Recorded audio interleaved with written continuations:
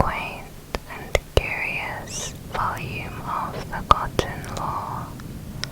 While I nodded, nearly napping, suddenly there came a tapping, as of someone gently rapping at my chamber door.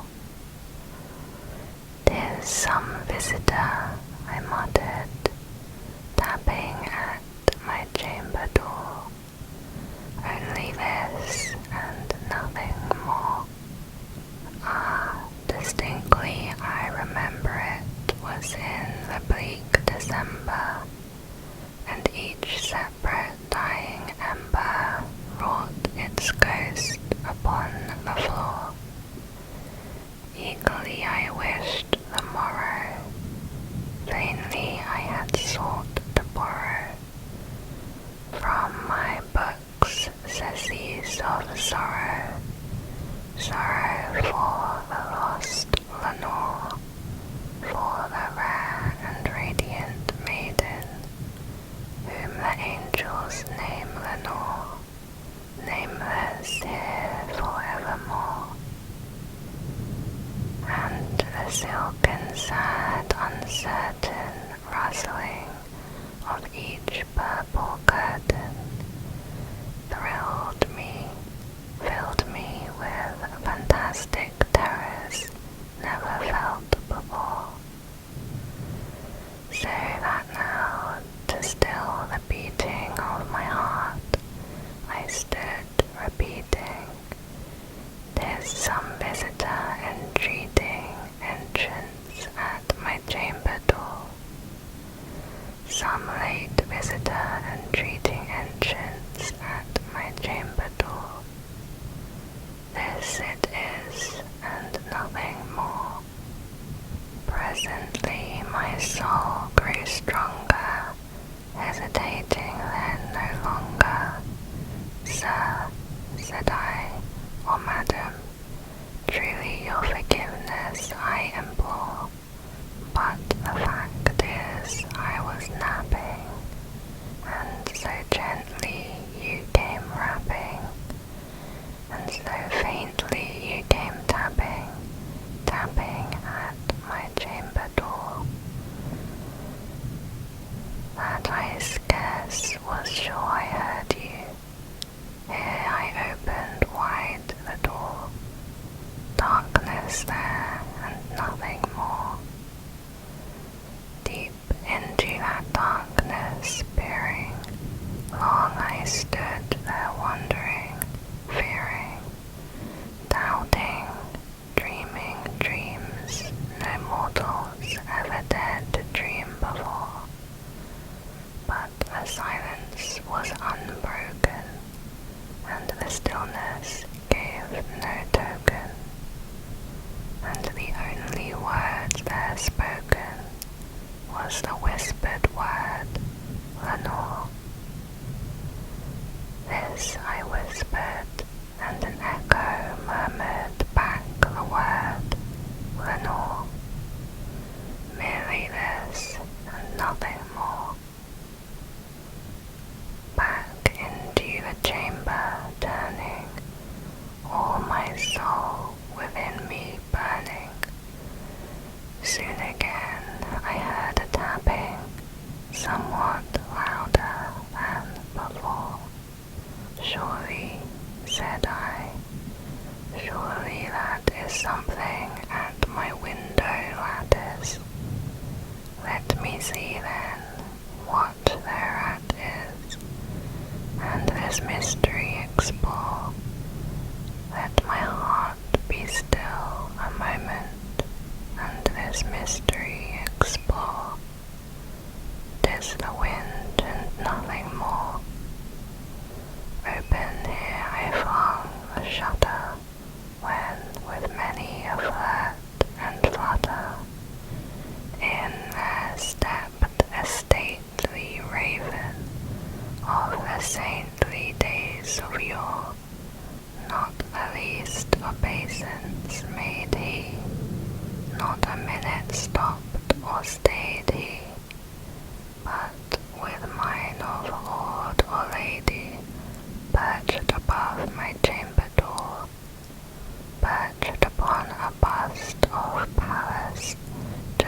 above my chamber door, perched and sat and nothing more. Then this ebony bird beguiling my sad fancy into smiling, by the grave and stern decorum of the countenance it wore. Though thy crest be shorn and shaven, thou, I said, art sure no craven, ghastly, grim, and ancient raven, wandering from the nightly shore. Tell me what thy lordly name is on the night's Plutonian shore. Quoth the raven, nevermore.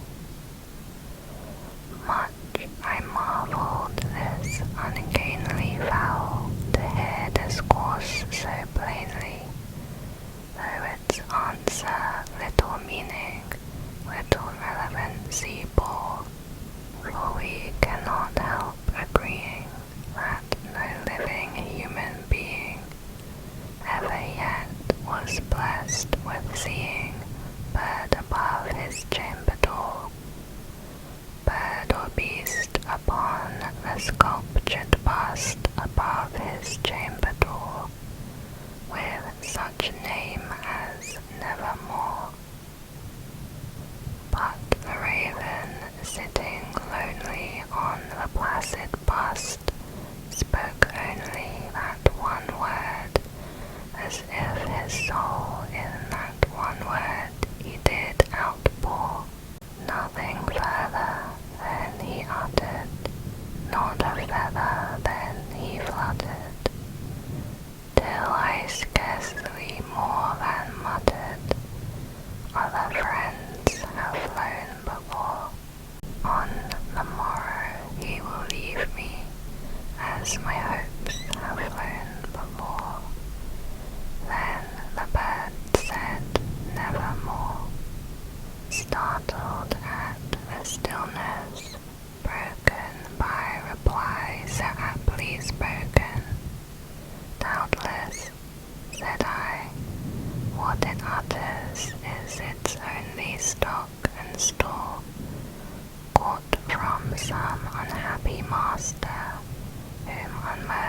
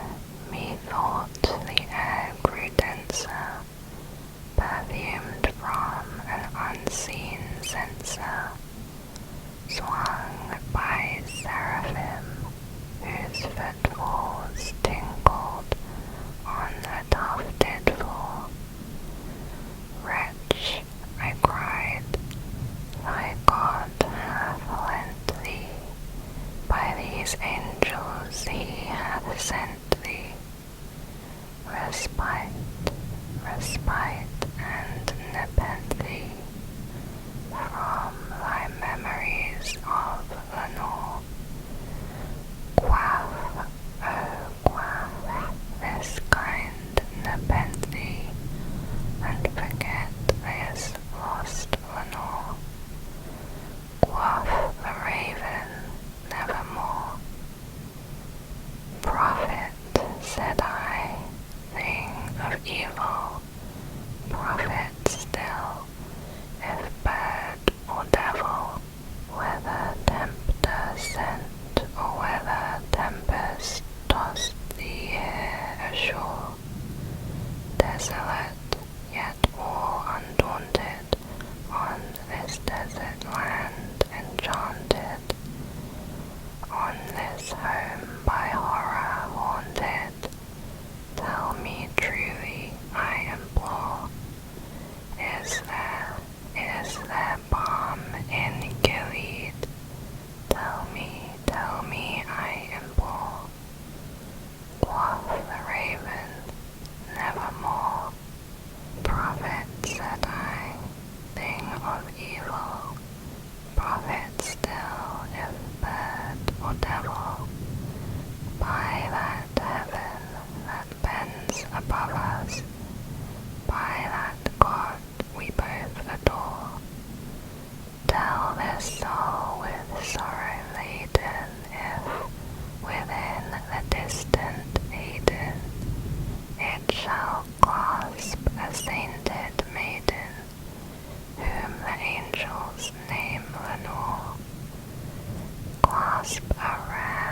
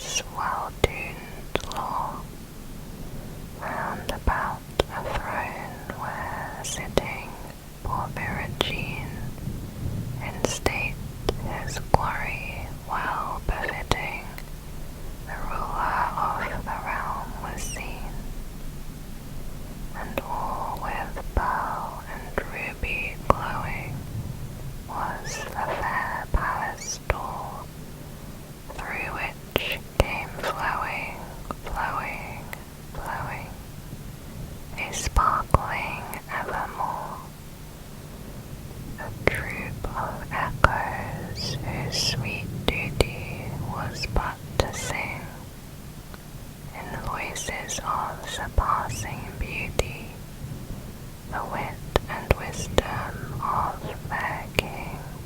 But evil things in robes of sorrow assailed the monarch's high estate. Ah, let us mourn, for never morrow shall dawn upon him desolate. And round about his home the glory that blushed and bloomed is but a dim remembered story of the old time entombed. And travellers now within that valley through the red-litten windows see past forms that move fantastically to a discordant melody, while like a ghastly rapid river through the pale door a hideous throng rush out forever and laugh, but smile no more. Next is Spirits of the Dead by Edgar Allan Poe. Thy soul shall find itself alone mid dark thoughts of the grey tombstone, not one of all the crowd to pry into thine hour of secrecy. Be silent in that solitude which is not loneliness, for then the spirits of the dead who stood in life before thee are again in death around thee, and their will shall overshadow thee. Be still. The night, though clear, shall frown, and the stars shall look not down from their high thrones in the heaven, with light like hope to mortals given, but their red orbs without beam to thy weariness shall seem as a burning and a fever which would cling to thee forever. Now are the thoughts thou shalt not banish, now are the visions never to vanish. From thy spirit shall they pass, no more like dewdrops from the grass. The breeze, the breath of God, is still, and the mist upon the hill, shadowy, shadowy, yet unbroken, is a symbol and a token. How it hangs upon the trees, a mystery of mysteries. Next is The Nightmare Lake by H.P. Lovecraft. There is a lake in distant sand, beyond the wonted haunts of man, where broods alone in a hideous state, a spirit dead and desolate, a spirit ancient and unholy, heavy with fearsome melancholy, which from the waters dull and dense draws vapors cursed with pestilence. Around the banks a mire of clay, sprawl things offensive in decay, and curious birds that reach that shore are seen by mortals nevermore. Here shines by day the searing sun on glassy wastes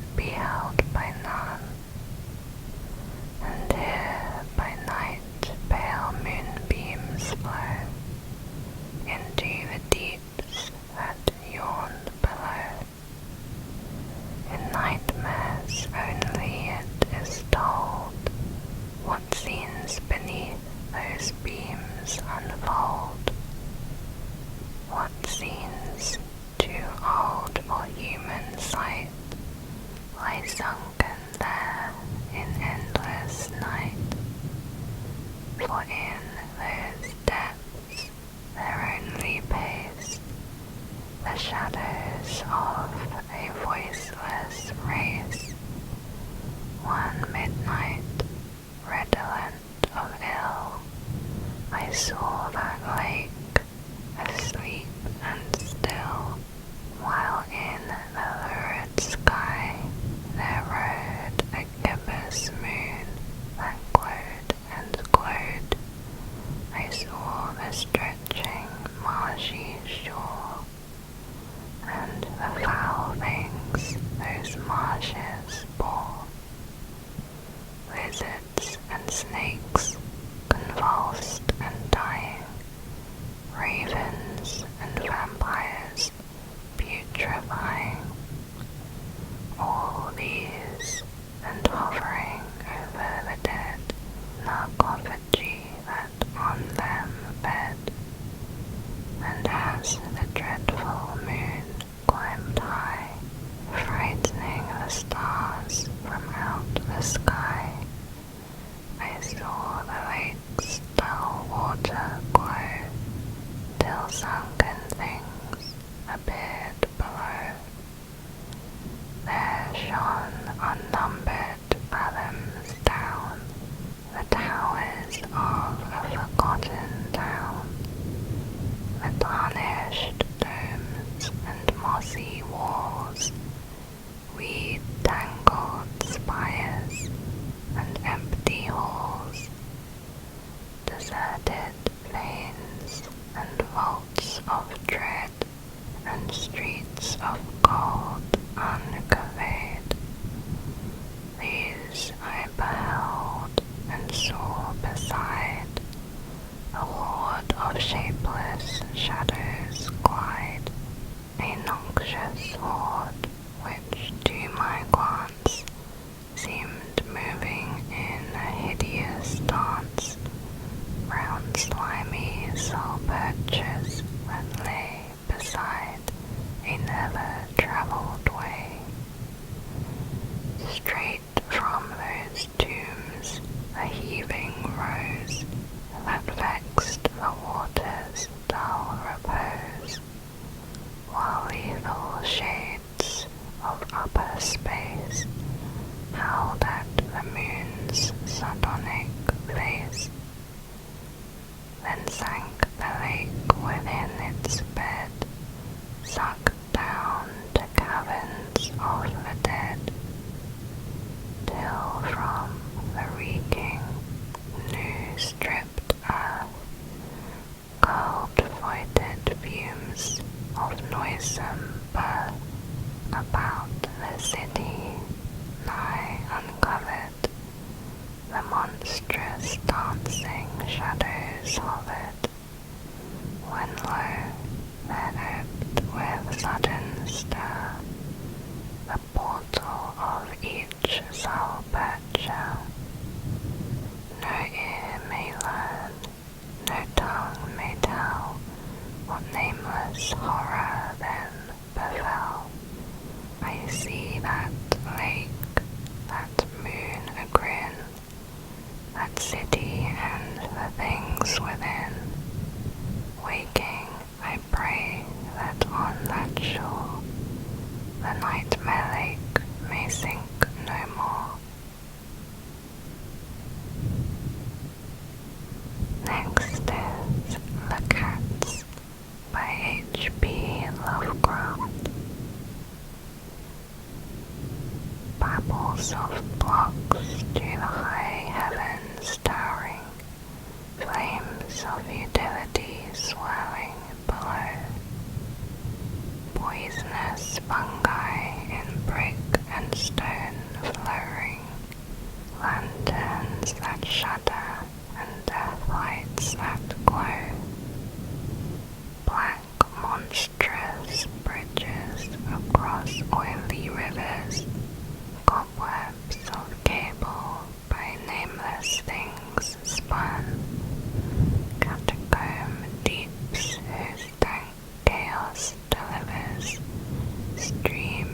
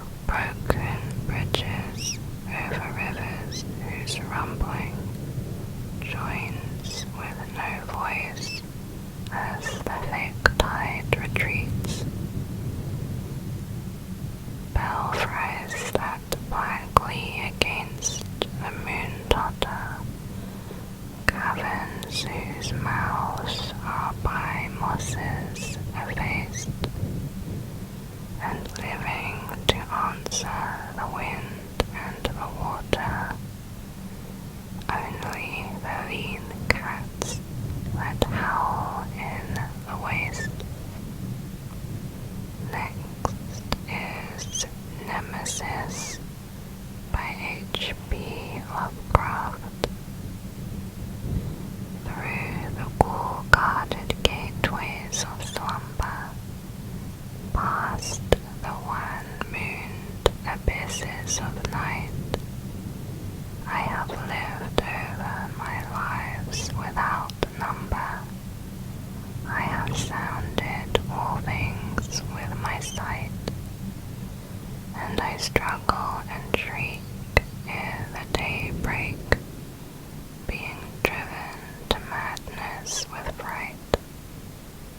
I have whirled with the earth at the dawning, when the sky was a vaporous flame.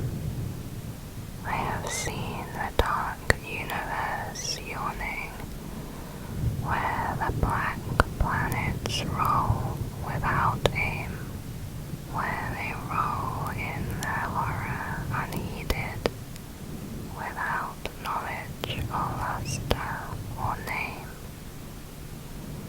I had drifted over seas without ending, under sinister grey clouded skies that the many-forked lightning is rending, that resound with hysterical cries, with the moans of invisible demons, that out of the green waters rise.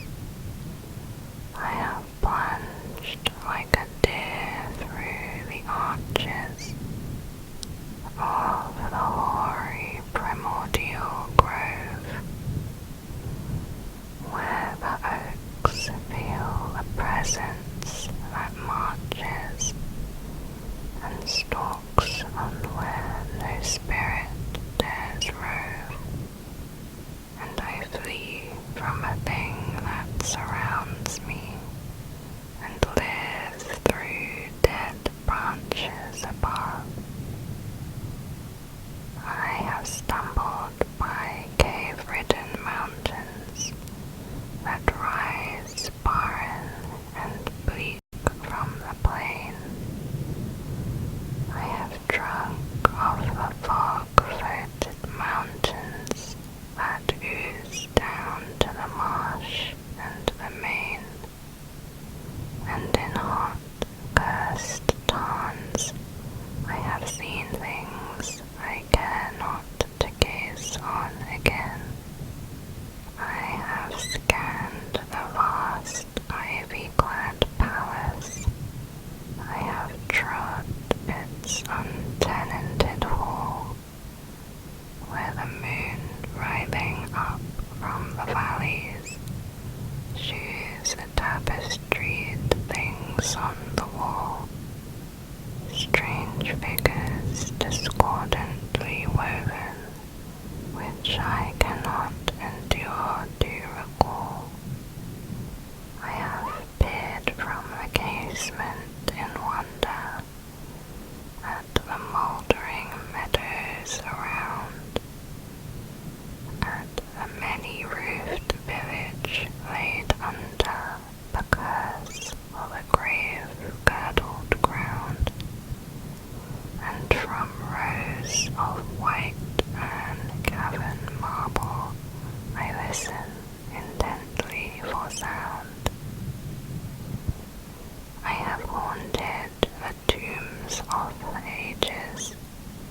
I have flown on the pinions of fear, where the smoke-belching Erebus rages, where the joggles loom snow-clad and drear, and in realms where the sun of the desert consumes what it never can cheer.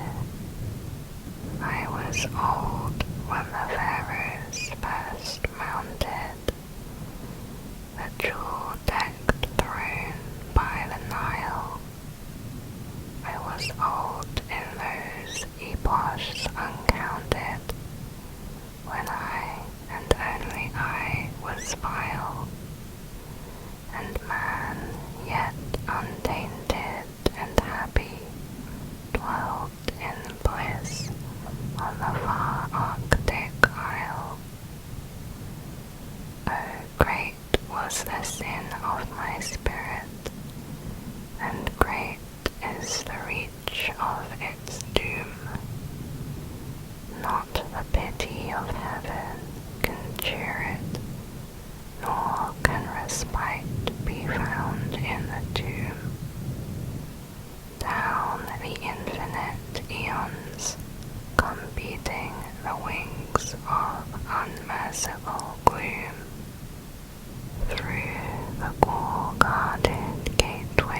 of slumber, past the one-mooned abysses of night.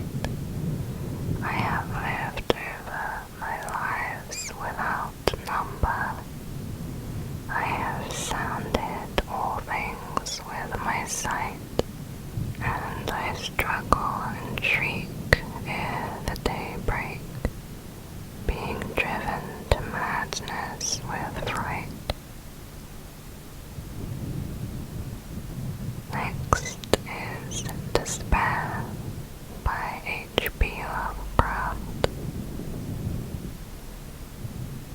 Over the midnight moorlands crying, through the cypress forest sighing, in the night wind madly flying, hellish forms with streaming hair, in the barren branches creaking, by the stagnant swamp pools speaking, past the shore cliffs ever shrieking, damned demons of despair. Once I think I half remember, ere the grey skies of November quenched my youth's aspiring ember, lived there such a thing as bliss. Skies that now are dark were beaming, gold and azure, splendid seeming, till I learned it was all dreaming, deadly drowsiness of this. But the stream of time, swift flowing, brings the torment of half-knowing, dimly rushing, blindly going, past the never-trodden lea, and the voyager, repining, sees the wicked death fires shining, hears the wicked petrels whining, as he helpless drifts to sea. Evil wings in ether beating, vultures at the spirit eating, things unseen, forever fleeting, black against the leering sky. Ghastly shades of bygone gladness, glowing fiends of future sadness, mingle in a cloud of madness, ever on the soul to lie.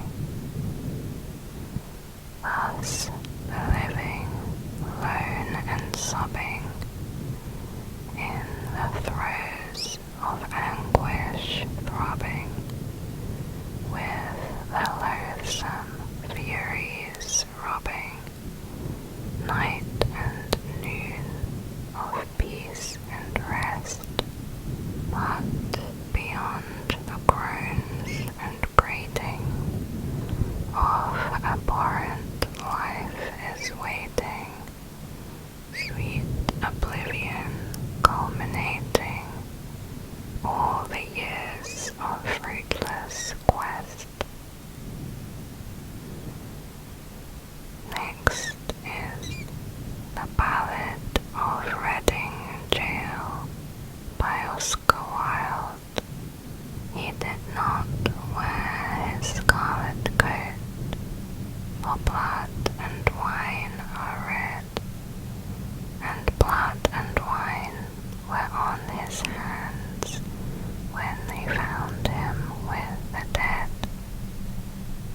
The poor dead woman whom he loved and murdered in her bed. He walked amongst the trial men in a suit of shabby grey. A cricket cap was on his head, and his step seemed light and gay. But I never saw a man who looked so wistfully at the day. I never saw a man who looked with such a wistful eye upon that little tent of blue which prisoners call the sky, and at every drifting cloud that went with sails of silver by.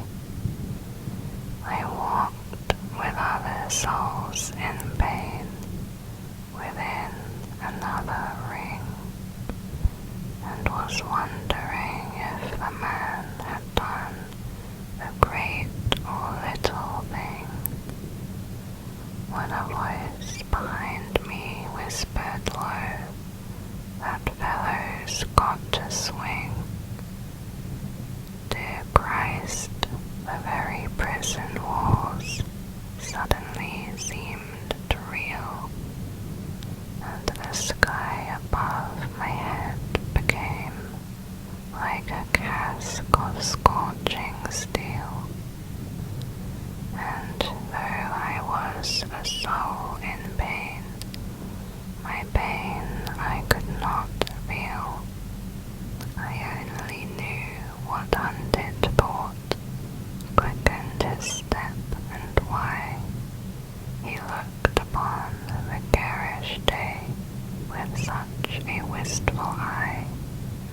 The man had killed the thing he loved, and so he had to die.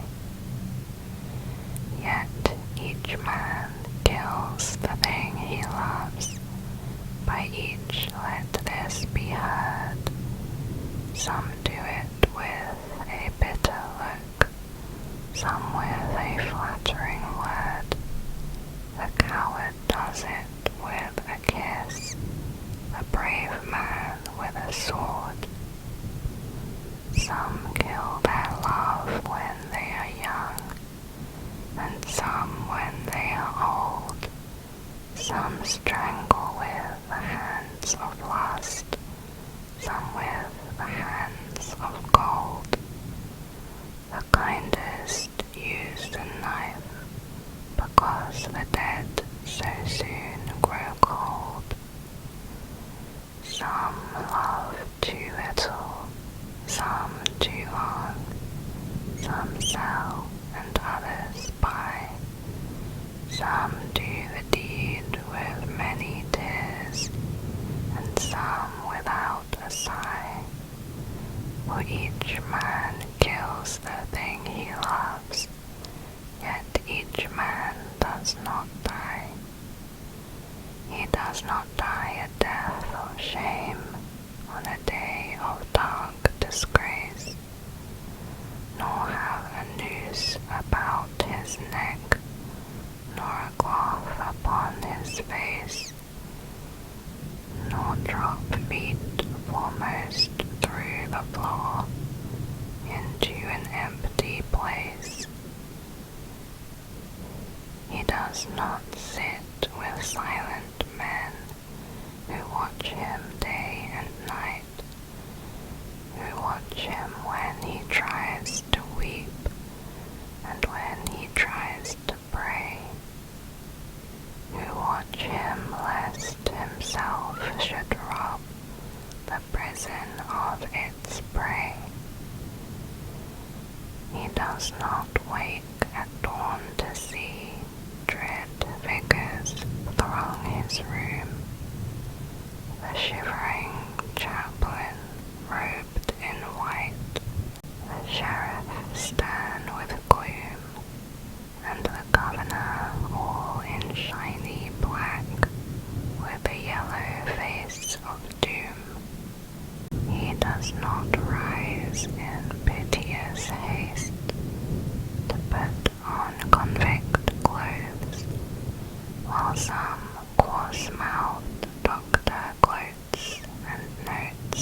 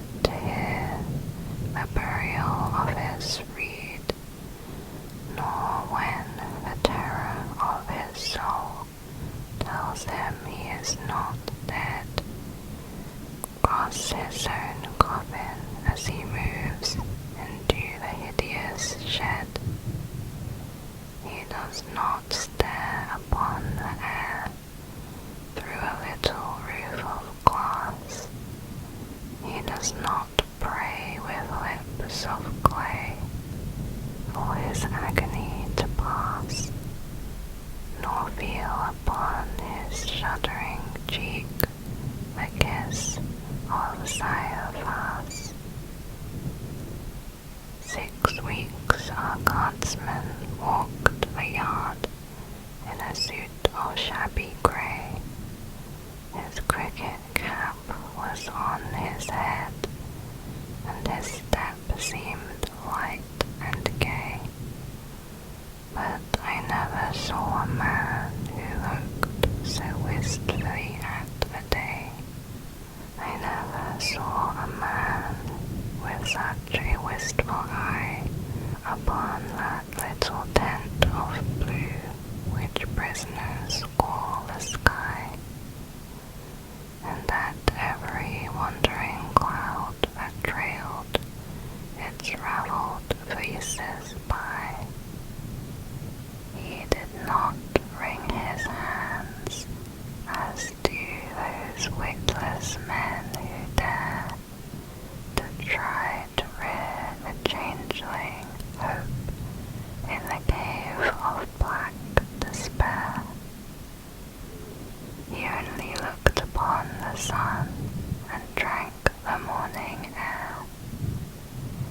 He did not wring his hands nor weep, nor did he peak or pine, but he drank the air as though it held some healthful anodyne.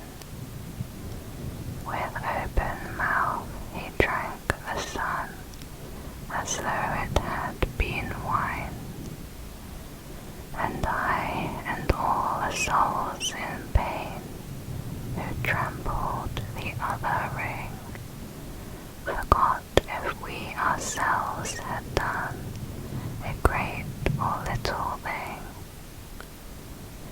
We watched with gaze of dull amaze the man who had to swing, and strange it was to see him pass with a step so light and gay, and strange it was to see him look so wistfully at the day, and strange it was to think that he had such a debt to pay.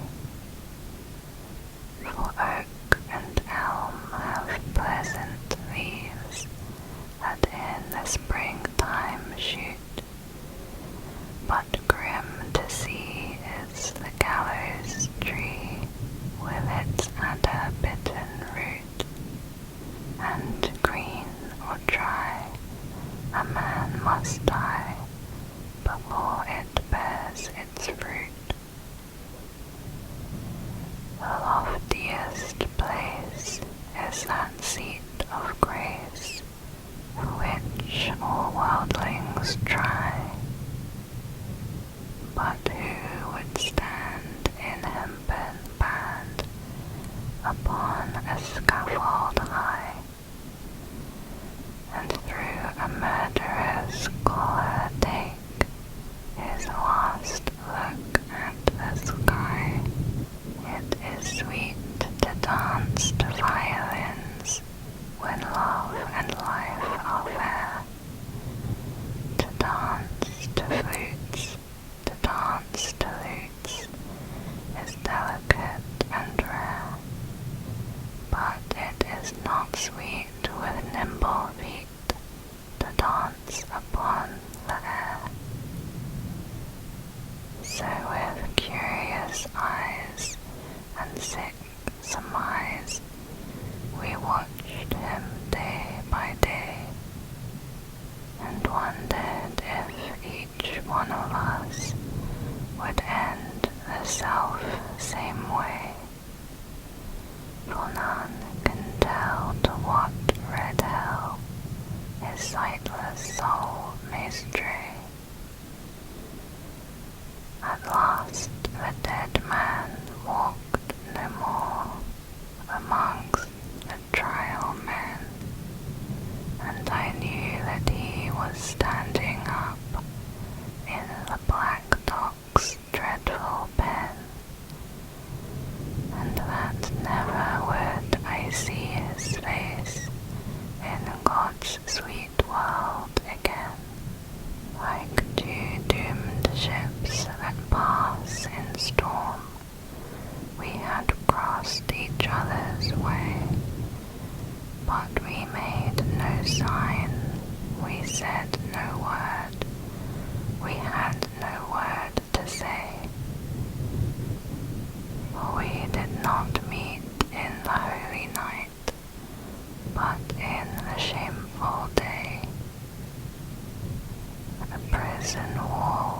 was round us both. Two outcast men were we. The world had thrust us from its heart, and God from out his care, and the iron gin that waits for sin had caught us in its snare. In debtor's yard the stones are hard, and the dripping wall is high. So it was there he took the air beneath the leaden sky, and by each side a warder walked, for fear the man might die. Or else he sat with those who watched his anguish night and day, who watched him when he rose to weep, and when he crouched to pray, who watched him lest himself should rob the scaffold of its prey. The governor was strong upon the Regulations Act. The doctor said that death was but a scientific fact, and twice a day the chaplain called and left a little tract, and twice a day he smoked his pipe and drank his quart of beer. His soul was resolute and held no hiding place for fear.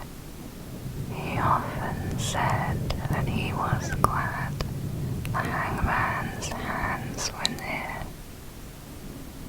But why he said so strange a thing, no warder dared to ask.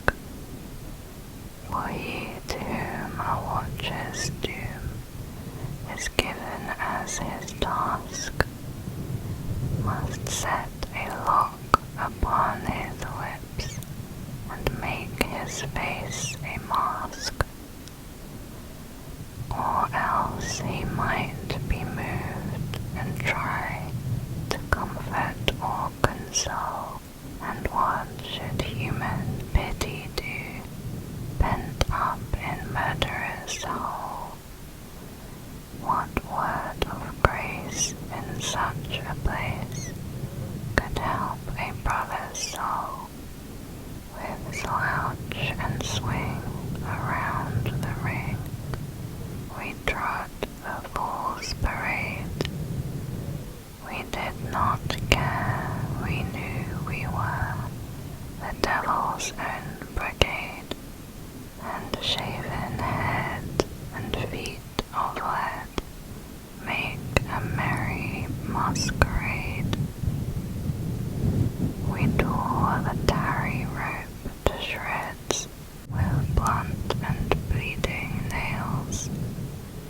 We rubbed the doors and scrubbed the floors and cleaned the shining rails, and rank by rank we soaped the plank and clattered with the pails.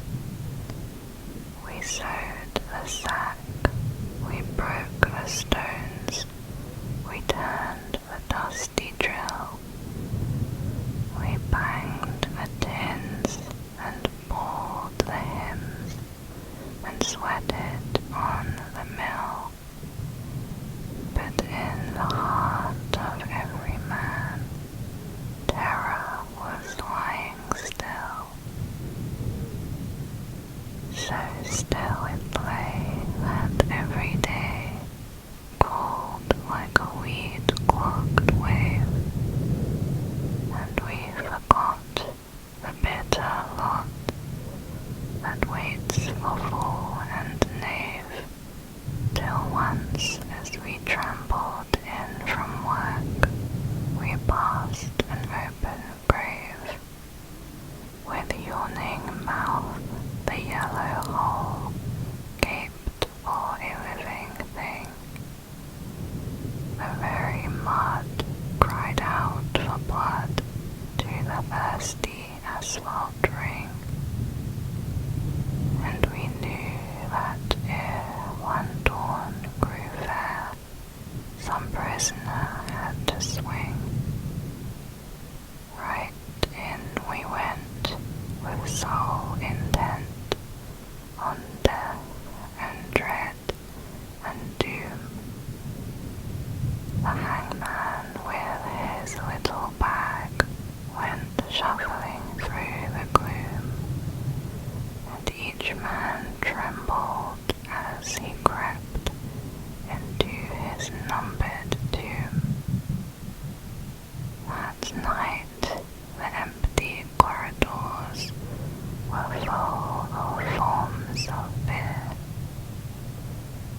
up and down the iron town, stole feet we could not hear, and through the bars that hide the stars, white faces seemed to peer. He lay as one who lies and dreams in a pleasant meadowland. The watcher watched him as he slept, and could not understand how one could sleep so sweet a sleep with a hangman close at hand. But there is no sleep when men must weep who never yet have wept. So we, the fool, the fraud, the knave, that endless vigil kept, and through each brain on hands of pain another's terror crept. Alas, it is a fearful thing to feel another's guilt, for right within the sword of sin, pierced to its poisoned hilt, and as molten lead were the tears we shed for the blood we had not spilt. The warders with their shoes of felt crept by each padlocked door, and peeped and saw with eyes of awe grey figures on the floor, and wondered why men knelt to pray who never prayed before. All through the night we knelt and prayed, mad mourners of a corpse. The troubled blooms of midnight were the blooms upon a hearse, and bitter wine upon a sponge was the saviour of remorse.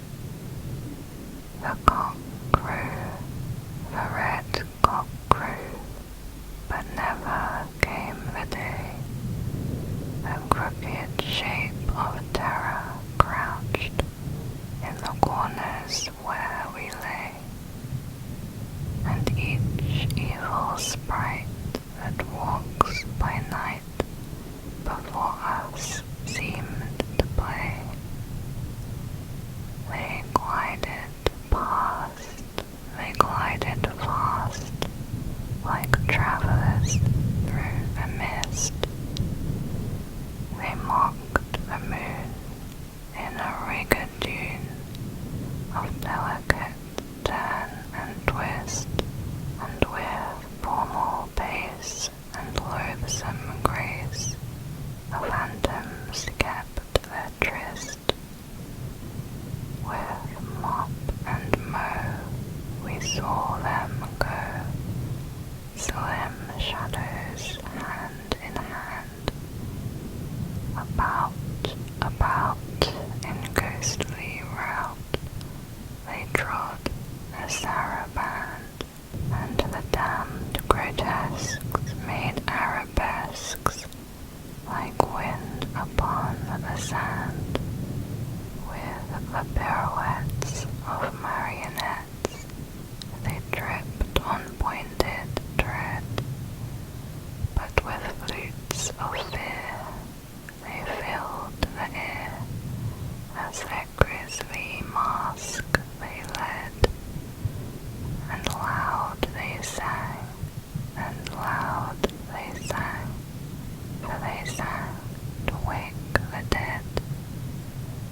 Oh, they cried, the world is wide, but fettered limbs go lame, and once or twice to throw the dice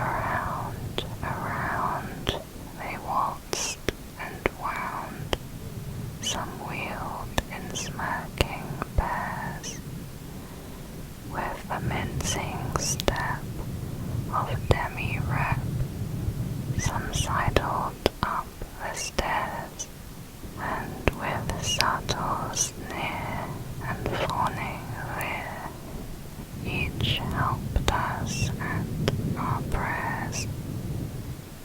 The morning wind began to moan, but still the night went on. Through its giant loom, the web of gloom crept till each thread was spun. And as we prayed, we grew afraid of the justice of the sun. The moaning wind went wandering round the weeping prison wall, till like a wheel of turning steel, we felt the minutes crawl. O moaning wind, what had we done to have such a zealous goal? At last I saw the shadowed bars, like a lattice wrought in lead, move right across the whitewashed wall that faced my three-plank bed, and I knew that somewhere in the world God's dreadful dawn was red.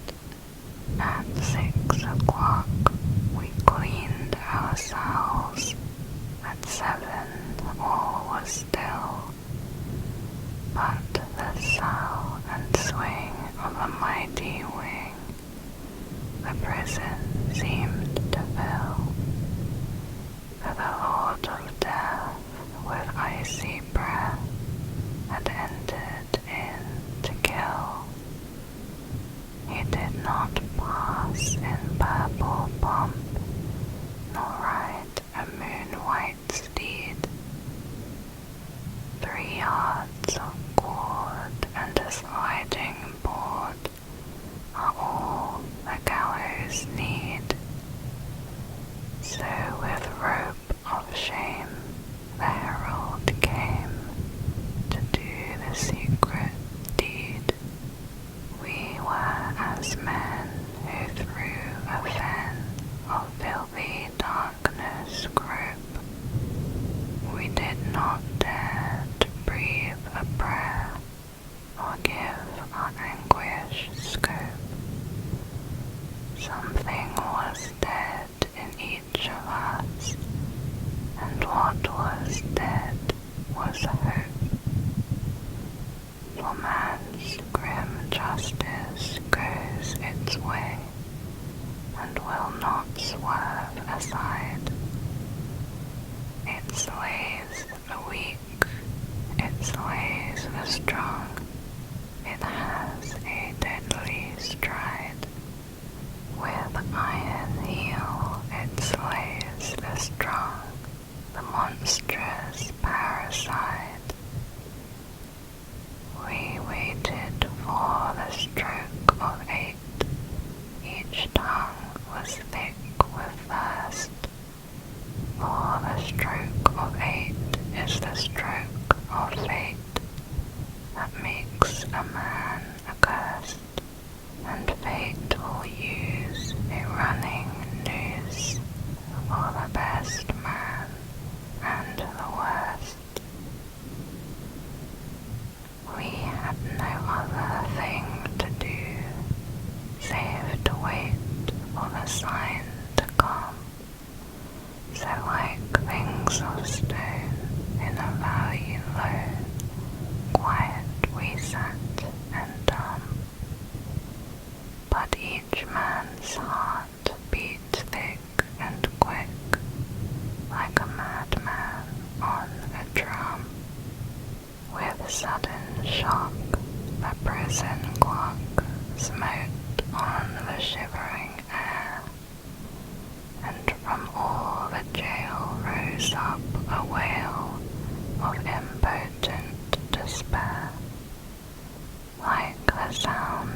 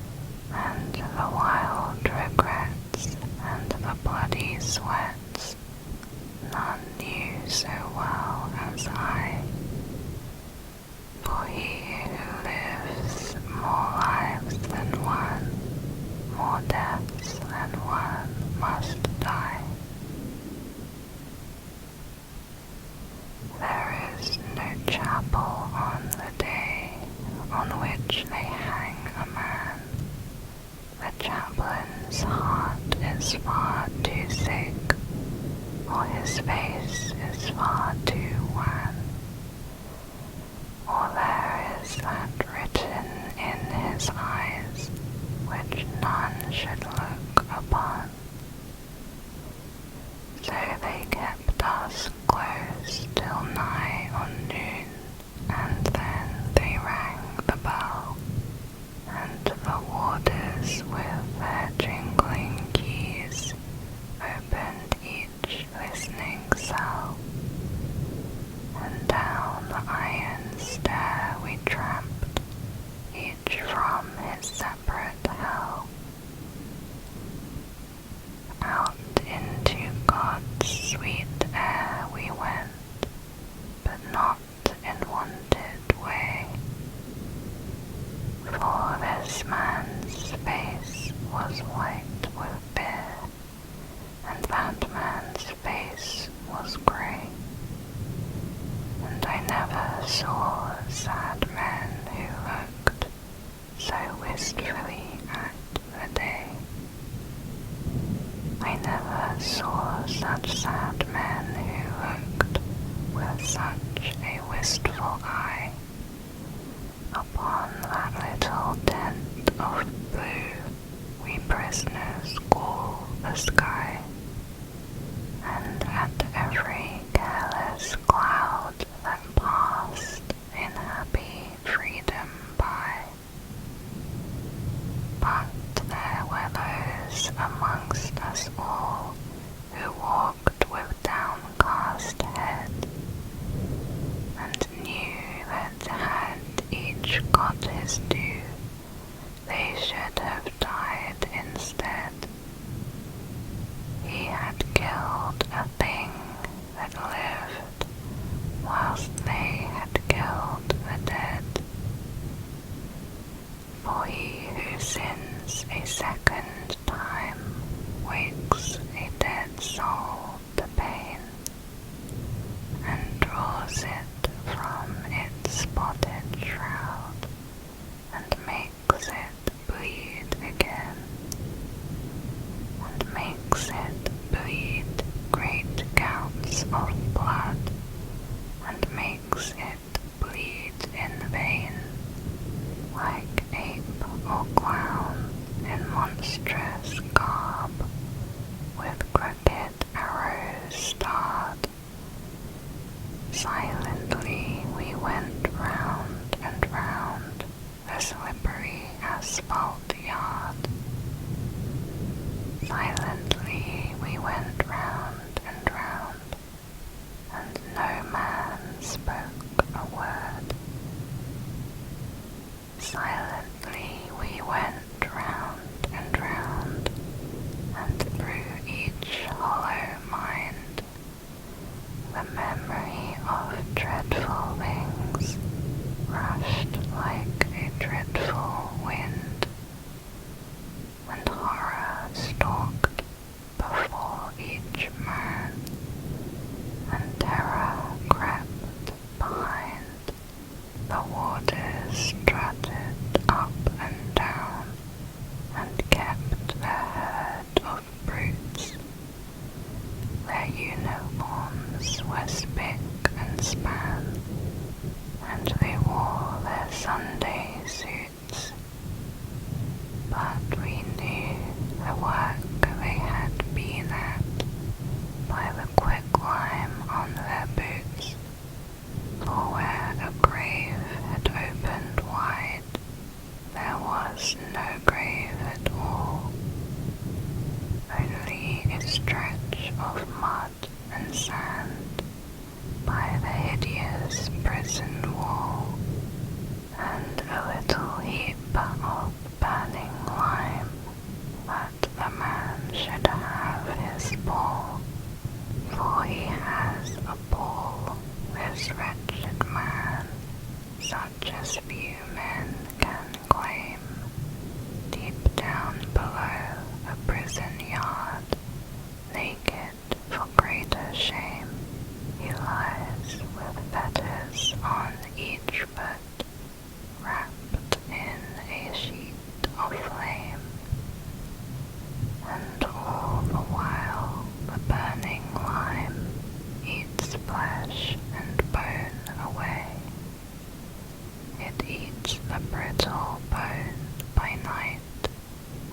the soft flesh by the day.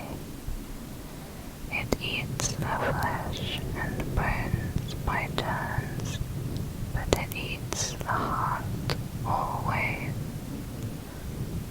For 3 long years they will not sow, or root, or seedling there. For 3 long years the unblessed spot will sterile be and bare, and look upon the wandering sky with unreproachful stare. They think a murderer's heart would taint each simple seed they sow. It is not true. God's kindly earth is kindlier than men know, and the red rose would but blow more red, the white rose whiter blow. Out of his mouth a red, red rose, out of his heart a white. For who can say by what strange way Christ brings his will to light? Since the barren staff the pilgrim bore bloomed in the great Pope's sight, but neither milk-white rose nor red may bloom in prison air.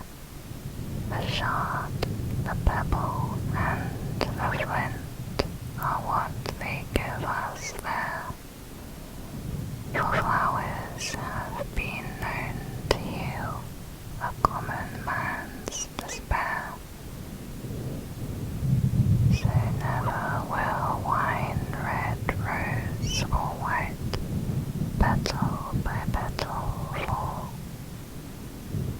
on that stretch of mud and sand that lies by the hideous prison wall, to tell the men who tramp the yard that God's Son died for all.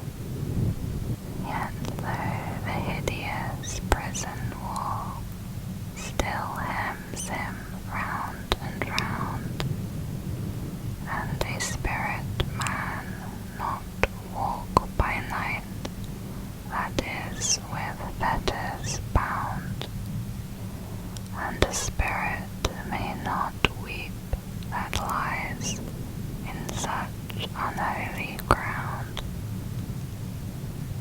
He is at peace, this wretched man, at peace, or will be soon.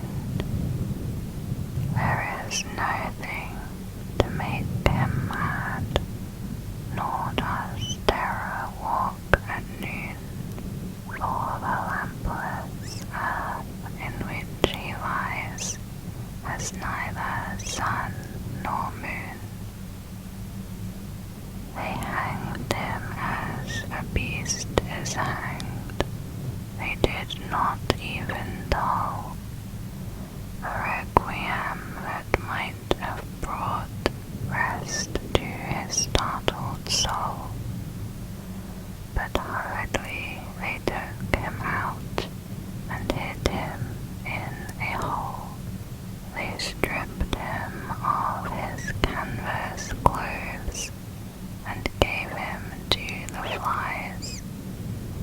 They mocked the swollen purple throat and the stark and staring eyes, and with laughter loud they heaped the shroud in which their convict lies.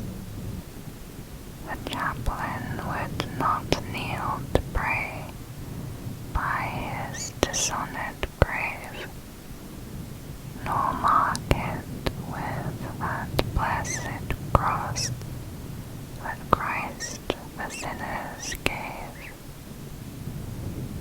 because the man was one of those